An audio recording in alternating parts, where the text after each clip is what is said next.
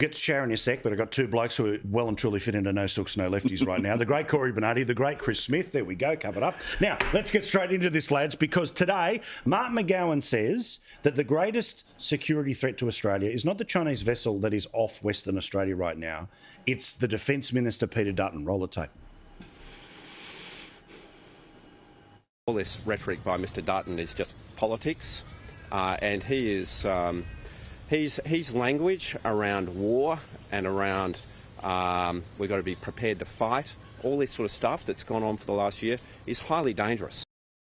Seriously, Chris, there is a Chinese surveillance ship off Western Australia right now. Which went further south than it ever has and didn't give notice of it being in those waters, which it usually does. Like, seriously? Now, I know Dutton is probably using what's occurring to try and focus our attention on what the government stands for in terms of China. But he's allowed to do that. And it's the Chinese that are delivering the freebies to him. And as for McGowan, what?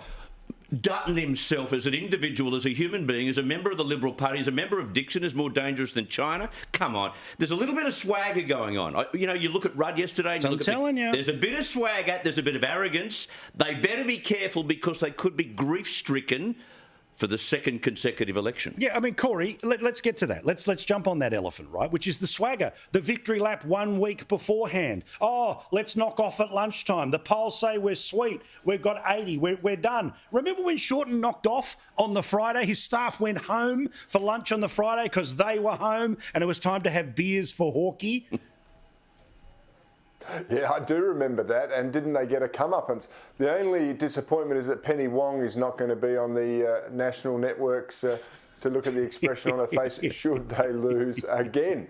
But it is, look, Labor insiders, I've been talking to people all week for the last couple of weeks.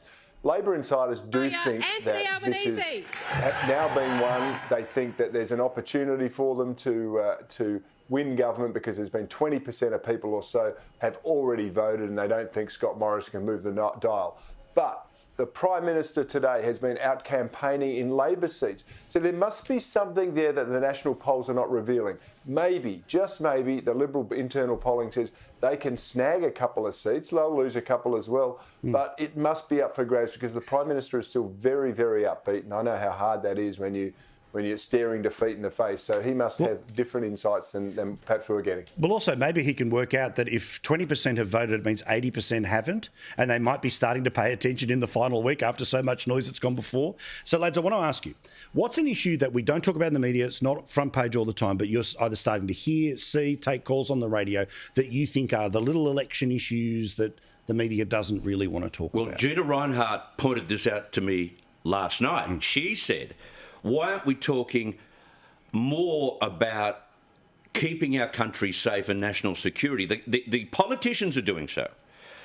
Are they talking about it? I think they are because they see that as important. And as Gina said last night, if you don't have a country, what do you got? And then the other issue, as she rightly raised, and we've covered it, both you and I have covered it over the period pre this election campaign, is the idea of giving pensioners a chance to earn a little bit more, to fill the gaps we have in our workforce at the moment, and have a shot like they're doing in New Zealand, which apparently is figuring out fine for their gross domestic product. We could do it here.